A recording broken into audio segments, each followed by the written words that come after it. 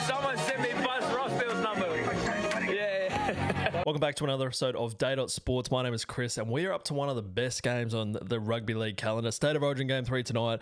Queensland obviously are going to go on and absolutely pump the New South Wales Blues. But yeah, we're basically just going to get straight into it. So State of Origin chat, a little bit of review of round 18 and my tips and predictions for round 19. Not too much else going on in the Rugby League world. Had last week off. We'll get a little bit into the team selections and things like that throughout the predictions, but I'll timestamp everything. Get around whatever you'd like. Appreciate all the support, following all the social media, all that sort of jazz. But yeah, let's not fuck spiders and get basically straight into it. So State of Origin Game 3. I feel like there hasn't been as much build up to it. Maybe I've been super busy, but you cannot beat a decider at Suncorp Stadium. I've been lucky enough to get along to a couple of them. Probably one of the biggest State of Origin moments, or one of the best Rugby League moments that I've ever witnessed live, was 2022. Go Dozer!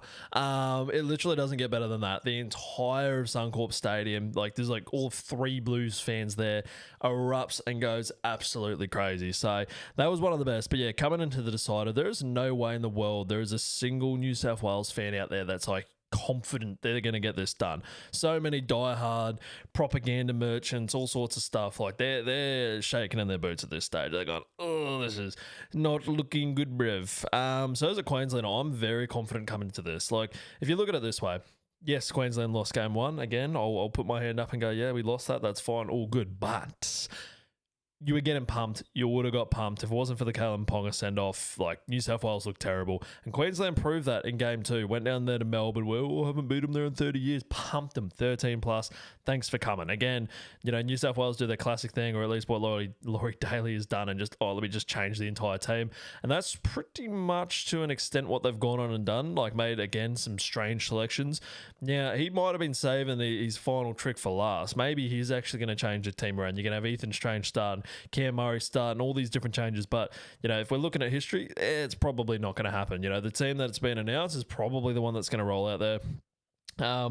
One of the biggest ones as well with Queensland, like it's basically Control C, Control V, and it's been like that this entire time. Like the only changes that have come at all hasn't been because of performance, hasn't been because of form, anything like that. Like there's been a few bench changes, sure, but outside of that, it's just been necessity through injury. Like Paddy Carrigan wasn't available for game 2, cool, we'll bring somebody else in. Lindsay Collins obviously not available for game 3, cool. You know, Paddy's back, we'll bring him back, we'll put somebody else in. That's pretty much been the only changes. Meanwhile, you got New South Wales changing everything every single moment. And I'm somebody that's always been massive. And again, like, you know, there's a reason I'm not exactly a State of Origin coach or anything like that. I don't know what the fuck I'm talking about, but chemistry has got to mean something. And if you don't have that same playing group, you know, kind of going out there, performing for each other, playing for each other, you know, building those connections and things like that, that is so much easier to do in clubland. And I feel like we've seen that with New South Wales trying to play that Penrith style. Like they've had years, like the better part of a decade to build that chemistry and play that style. So trying to do that in a short amount of time, I feel in the Origin arena, and correct me if I'm wrong, I might just be chatting absolute shit. I'm just going to ramble, and that's how it's always going to be around here. But I feel like that's really important. So keeping that same group together is, yeah, a little bit different. So like I said, for Queensland, Lindsay Collins being out, I don't know I haven't really seen a ton of people necessarily speak about it, but I feel like he's a massive out for Queensland. Like New South Wales fans would be going, whew, thank God he's not going to be leaping up over my fullback and plucking balls out of the air. Because when he puts on that Queensland jersey, Lindsay Collins is capable of anything. The old Space Jam monster just goes to another fucking level. And yeah, not having like another massive front row enforcer almost like character out there, I'm like, oh, maybe we could have done with another big boy in there. Horsburgh, he's 20th man, but yeah, he won't see the light of day. Like outside of that, you got Reece Walsh, you got you got Jeremiah Nanai, Murray Talangi, and a couple of others like Paddy Carrigan, Maxi Plath, those type of guys, but no like real big dog out there. But New South Wales, like they're very lucky that Ethan Strange is past all medical stuff and he's rearing to go. Like he rolled his ankle or whatever the hell he did. You're like, that would have been rough. So again, I don't feel like they're gonna really be able to use him too much. Like as a Queensland fan, again, like go for gold. I think it was in the second game. By the time he came on, it was almost too little, too late. So unless there's going to be some sort of crazy change, like I can't imagine it making like some massive big difference in this one though. Like the big news around all of this leading into it, particularly for New South Wales, was the dropping of Brian Torres. So Bizza gone, like one of the greatest wingers to ever do it, probably best New South Wales winger ever. And Laurie's like, nah, see ya, bruh. Jackie Bostock, you're making your debut. You've never played in such a big game in your entire life. Trial by fire, get in there. I'm super happy for Jack Bostock. Like the dude has been absolutely killing it. Freak. And if they're going for height, the boys got height, that's for sure. I remember walking past him at the casino one night in the pokies, actually. Walking past with my brother and just being like, oh, that's fucking Jack Bostock. Oh, I didn't realise, and it's like that with pretty much every single footy player though, you just don't realise like how massive they are until you actually walk past him.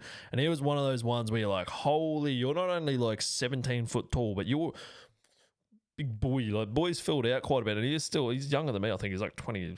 I'd like to say he's 23, 24. He might even be younger than that. Don't quote me on it, but yeah, if you want a guy that's got a bit of height, good in the air, Jack Bostock's definitely that guy. Picking him at wing in a decider though, that's a little bit rough for the poor young fella. Like, I hope he goes well, but at the same time, I hope Queensland bomb the fuck out of him the entire night and just pepper him. Like, that will be the go. So, we're interested to see what he's going to do. What is he? He's on the... What side is he on? He's on the left side. So that'll be quite interesting, considering in Clubland, like, and everyone's already spoken about it, but he's been playing there at centre. Yes, he was playing on the wing, but it was the other wing, so it's a completely different thing. So who knows? He might absolutely, knock the ball out of the park and prove everybody wrong, and that he should be in that side, and he definitely will be in the future. Like, no doubt he's a future State of Origin player, but is the right time to blood the young fella in a decider, and then you get rid of poor tall Collar, who's been there doing the damn thing the entire time. Bradman Best coming back in over Katoni Staggs. Katoni Staggs, I think everyone saw the writing was on the wall with that one.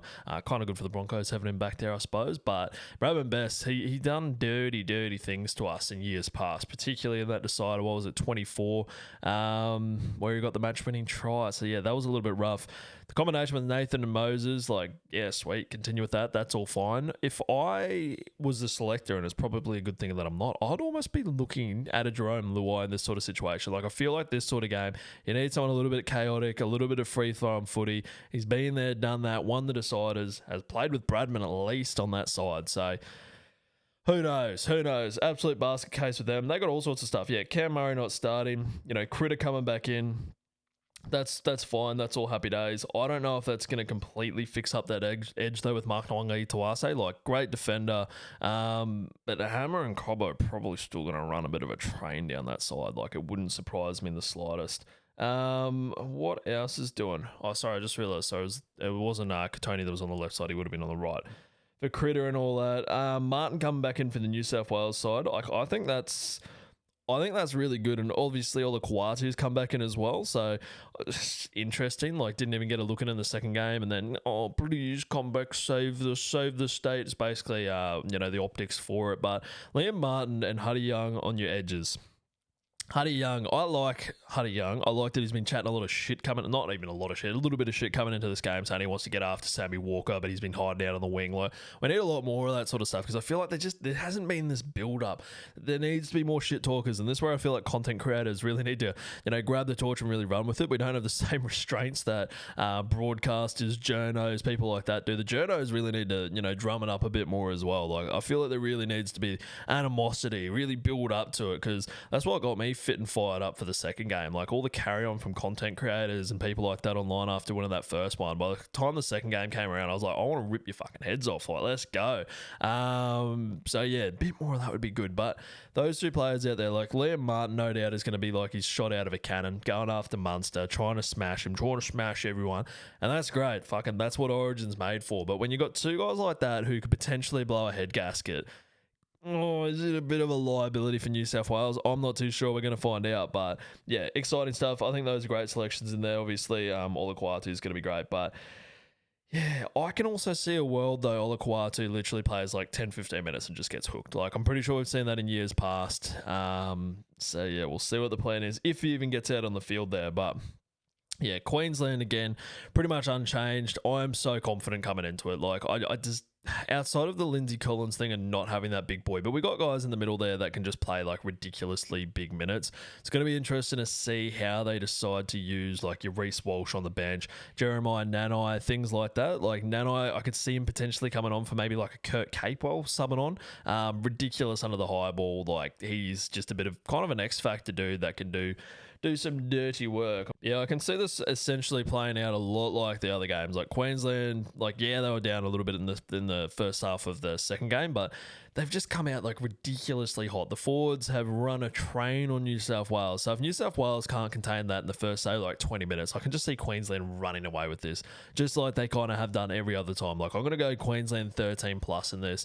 I just don't see them losing. The stats are against them. The crowd's against them. Fucking everyone's against the coach. Like it's an absolute shit show at this stage.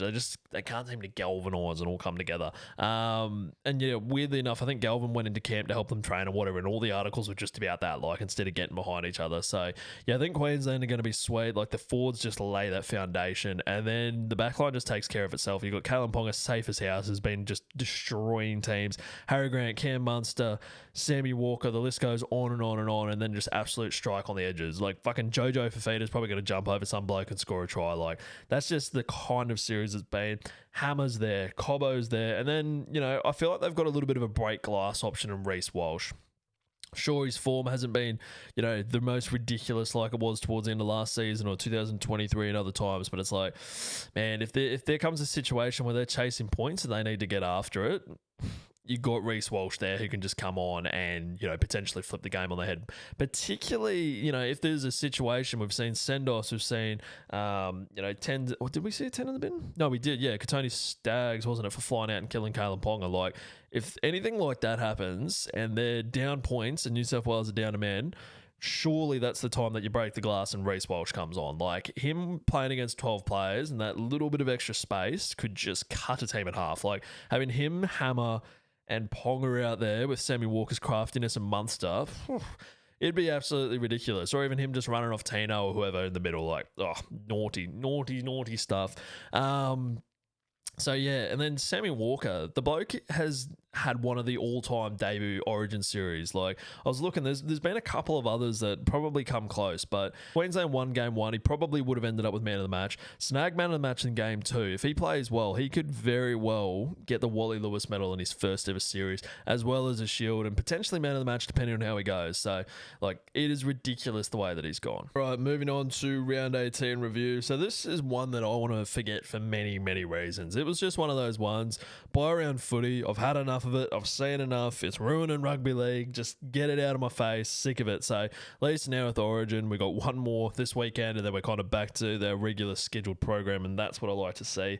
My tips were terrible, but I reckon if you tip well during round 18, you just don't get rugby league because it was just chaos, honestly. But yeah, I can't say I watched a ton of it. I had mates down from Gladstone, was out doing this, that, and everything else. So I watched when I could. I ended up going along to the Broncos game. I won tickets through KO actually to go along to that. We'll get to that. I hurt. It's painful, but you know we'll get into it anyway. Panthers give the Rabbithos a bit of a touch up. Tommy Jenkins, he just cannot stop scoring tries. He had a little bit of a dry spell for a little bit, but a hat trick. Thank you very much for coming. Dude is literally going to end up with like 40 tries come the end of this season. Like it is ridiculous. Jai Gray doing a little messy, and just dribbling all the way through. Didn't even get the try. They should have just let him have it. But I think he dribbled like 5 guys scoring the try. Like I've seen people kick twice. I've never seen people like literally dribble it like soccer, and there's nothing the defenders can do. They can't tackle him. Bloke doesn't have the ball. See you later. Like that is one of the most spectacular non-tries that I've ever seen. Like that should have just been given for the effort, honestly. And yeah, great to see the players hitting the gyro celebrations as well. Like bit rough though, fucking obviously it's for a good cause, don't get me wrong, but for against the Rabbitohs, you just got Tommy Jenkins just lining you up 3 times. Thank you very much for coming. Speaking of try celebrations, we've seen one of the greatest try celebrations of all time over in the Super League. Lachlan Walmsley's crossed over for a 4-pointer. The bloke has pulled a +4 Uno card out of his sock and boom, hit that against the opposition. That is ridiculous. That has got to be one of the best celebrations, and I'm all for a good try celebration. I feel like we need a lot more of it in the NRL. A lot of people are going to have some some, thoughts and feelings about that, but I feel like it just adds to the entertainment, adds to like the competition, and yeah, I love it, rate it highly. Yeah, so Penrith managed to get that done. No. And it looked like the Tigers were going to get it done, but got beaten by the Dragons, which does make me feel a little bit better as a Broncos fan now that we're not the only people that got beaten by the Dragons. The Tigers, I thought they could hold it out. Like, it was a very low-scoring game until right at the end there, but wasn't really much doing. And they just couldn't hold out at all. Abby Coruscant going down injured. I think he's out for like a month or so, but I feel like that really obviously didn't help him at all. But yeah, really thought they'd come on. I literally went away or went off somewhere, checked the live score, and they just went bang, bang, bang, the Dragons. Val Holmes had a day out and managed to sneak by with the victory. So yeah, good for them, I suppose. Their fans, they were begging for another W, and it was on its way. Like, they were getting close. They've been thereabouts the last couple of weeks and just haven't quite been able to get it over the line. So I suppose good on them. Hopefully they don't keep winning though, because the Broncos now second last, and I can't believe I'm saying that. Like, in what world? Doesn't even feel real. It feels like an absolute nightmare, but here we are. All right, yeah, Broncos Sharks. So yeah, like I said, 1 tickets to this one, went along with it. Now, obviously, I'm always going to back the Broncos. I'm going to back them every single week, but it's been over 2 months now. I've been in pain. I've been suffering. I haven't been able to post memes as they win. Yeah, it's been a rough one for the Broncos faithful, obviously, on an 8 straight losing streak. Yeah, feeling a little bit maybe of what New South Wales felt all those years ago, but where do you even start with this one? I always want to be confident coming into games, but it was one of those ones. Sometimes I feel, maybe it's me, but you just get that feeling where you're like, not feeling overly confident about it. I feel like the Broncos have kind of had a bit of a tough run against the Sharks, probably for the last while. At least it seemed that way. I've gone and saw the Broncos play now 3 times this year, and they've lost every single one. So I'm starting to feel like maybe I'm a bad omen. I should just stay home, stay far away from Suncorp Stadium. So it'd be nice to be able to get along sometime this year and see a W, but, beggars can't be choosers, I suppose. I think I saw a video as well with Tony Staggs. Like, he was doing a, pre-game conference interviewee sort of thing, and you just like, I don't know, it just didn't seem fully there. I don't know how to explain it. So anyway, it's just one of those things, but you see the team go out, and I'm somebody that obviously follows Broncos like diehard wise, but you're looking at the team, you're like, man, I barely even recognize this team. Like, obviously, the players and stuff like that. There was the 2 young fellas that made debuts that I hadn't really heard of, and they're kind of like part-timey sort of thing. So good on them. But, you're looking at this team just like unrecognizable in comparison to the 2025 team. Like, for various reasons, whether it's injury, origin, left out, all sorts of stuff going on. But you look at it and you're like, oh man, what is doing here? And it was just, the score ended up looking, I'd say, a lot more respectable than it probably was as an actual performance. Like, that probably, shouldn't have been as close as it was. So good to see Dean Mariner come back, like, considering everything that he went through. Bloke basically had a thigh pad on, and for good reason, but this thing was like fucking this big protecting that leg of his. So, and I don't know, there was a couple of moments there where, he got a chance to run. He scored a try, which was unreal. So great to see him get a meat pie in return, but hopefully he's still got that like lightning quick speed. It might just take him a little bit. Obviously, he's not exactly at 100% at this stage, I'd assume. So, but either way, great to see him back. But man, it hurt. They absolutely teared us apart down that left edge. With Shibasaki and that got to pounding from the Sharks. So yeah, they were great. Yeah, it's just one of those things, and it's disappointing and it hurts, and I feel I'm always like, if they lose, that's fine. But it's the mistakes, it's the penalties, it's just not being able to complete stuff. It's just all that's where it really starts to hurt. And the one thing, if I had any criticism, in particular, like, we had, I think, 3 or 4 play the ball errors, and that's just like, bruh, that just shouldn't be happening. Like, that hurt. Like, every single time that hurt. And of course, my mate, who was a neutral fan, was just in my ear about it. But yeah, so honestly, yeah, not much really to say about the game. Not too much more to say about the game. It is going to be great to get the entire team back basically after this bye and origin period, which is going to be good. But yeah, straight in Penrith Panthers need to win, I believe, 8 from 8. And I've been like super glass half full.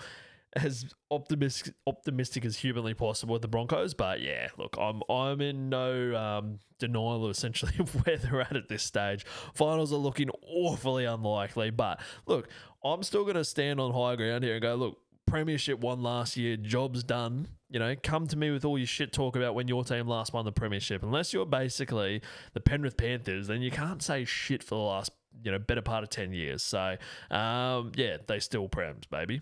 I thought Manly were going to absolutely pump the Eels, and it didn't happen at all. Didn't really get to watch this one, but yeah, I was kind of keeping an eye on the live score and like, what is actually doing? Good on the Eels though, but they're like the most unpredictable, tough team to tip. Like, they're all over the joint. They're beating teams that they probably shouldn't. They're losing against it's all over the joint, but they get it done over Manly. Watch a little bit of the Knights versus Finns. So a lot of these I feel like both of these teams missed a lot of chances. There was one that come to mind with Dylan Lucas, like should have got over, no worries at all, and the ball just didn't collect it, didn't come out, didn't put it down.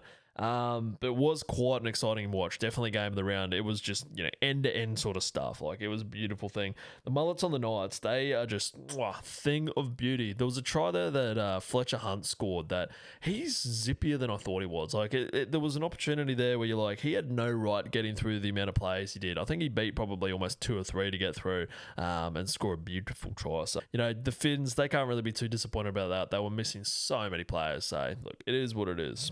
Right, moving forward to round 19, tips and predictions. What is this? This will be Friday night. Tigers versus the Waz. I'm going up the Waz. I'm going with them. I'm going with them 13 plus. The Warriors, yeah, they should basically thump and pump the Tigers at this point. I don't really know what's doing with the Tigers. They've had injuries and this and that and whatever else. But yeah, things are just not looking the same way they were at the start of the season. So just, yeah, a little bit of a doozy there. I feel like they had a bit of an illusion over me for a fair bit of the season where I was kind of picking them, and it just hasn't really eventuated. So at least I can confidently sit down and say the Warriors are going to go out there and absolutely give it to them at this point. But yeah, honestly, I feel like there's only going to be probably we've had the Dolphins beat them, and I think Penrith have beat them. They've lost a few games, whatever it is, but like, I would argue that probably only Dolphins and Penrith would be the only teams that would be able to beat the Warriors, at this stage. And they have some absolute massive ins. If we have a look at this week, let me have a look, see where we got.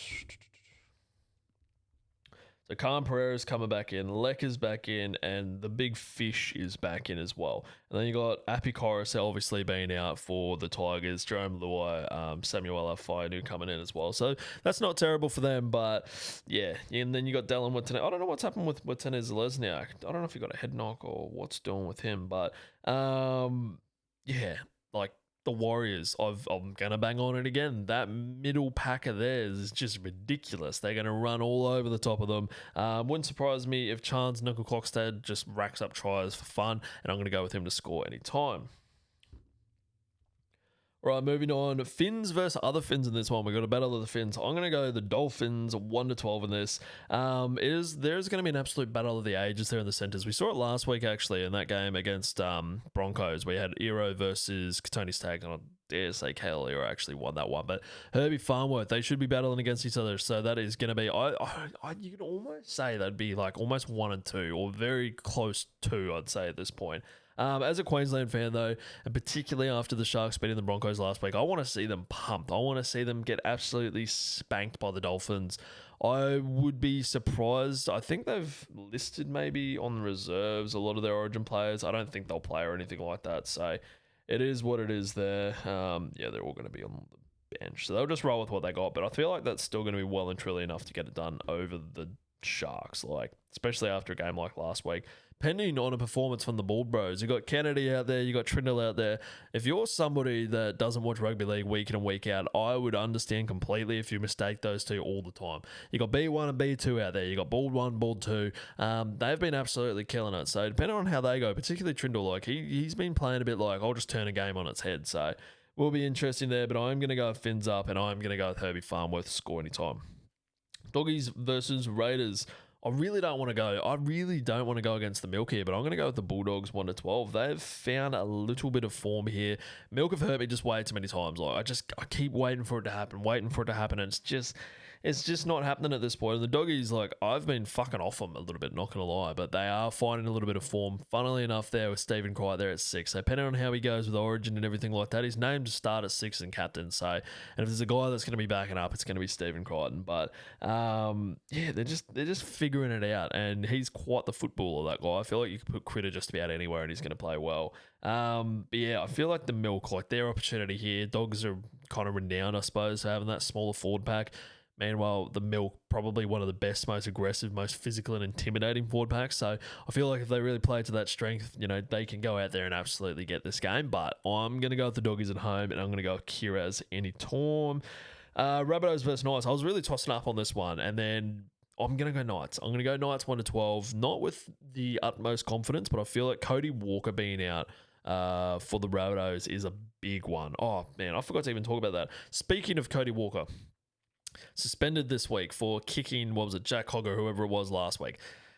What is doing there? Like, if I was playing against Cody Walker, and I feel like this should just be a tactic for teams moving forward, just niggle, just chirp at him, sledge the shit out of him, because you could end up with a situation like this where he's sent off for 10 and suspended the next week. Like, I don't even know what to say, honestly. The only thing I can say is, if you're going to kick a bloke, kick a bloke. Like, the kick was just this little tap sort of thing. It's like, it was like, as it was happening, he was already, like, regretting doing it. Like, as it's happening, going, oh, fuck, I shouldn't be doing this. But I heard Scope and Mace talk about it on Levels podcast, but it was literally what I was saying to my mate when I saw it. I was like, if you're going to kick a bloke, fucking kick him. Give him a good calf kick, good leg kick, cork his leg at least, like blast that thing, instead of just some little like foot tap sort of thing. And like, yeah, you're suspended for it. So yeah, a bit of a doozy there, but I feel like a lot of the points, particularly for the Rabbitohs, like he's been playing like out of his skin, I feel like, this season. Like a lot of try assists, particularly down that left edge, and not having him there, I feel like, it's a big out.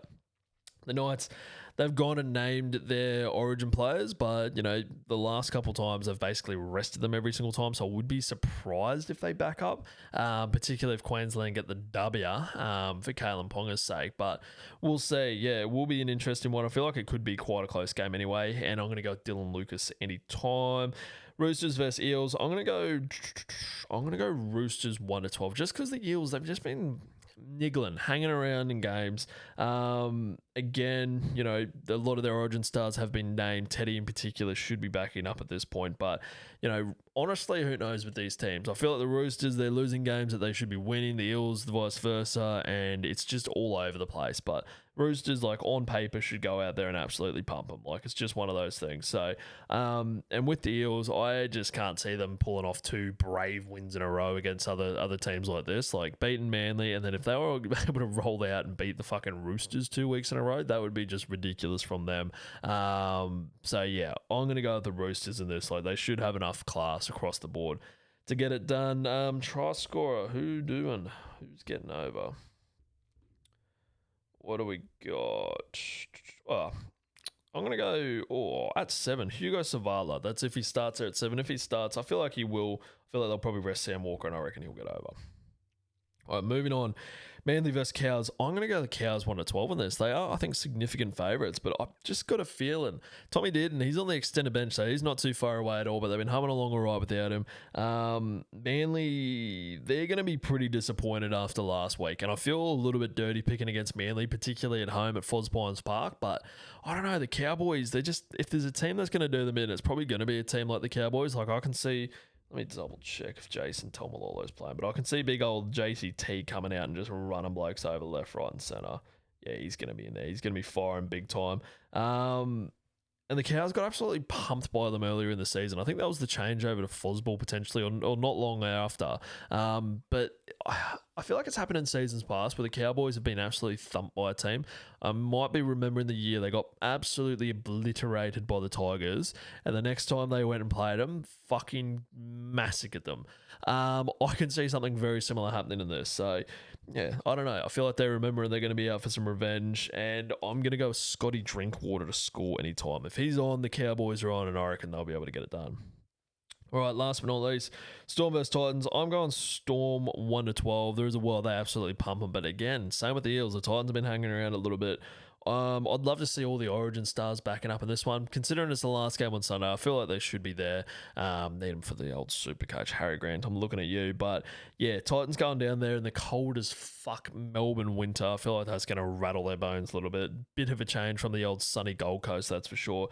But like I said, Titans are another one of those teams that have just been there about sort of thing, like all over the place, up, down, fucking left, right, like, you know, they turn up in games that they shouldn't and then lose the ones they're a chance at, and it's just, yeah. But at the end of the day, I just can't see them beating Melbourne Storm at this stage. Like, Storm are starting to find their feet a little bit, particularly with those Origin players. If they do back up, like, that should be enough, surely, to get it done down there. And I'm going to go Jerome Hughes to score any time. I'm pretty sure he's playing anyway because he was injured. Let me double check that actually before I sign off for the day. Jay Hughes. Yeah, he's in there. He's scoring any time. Meat pie for Hughesy.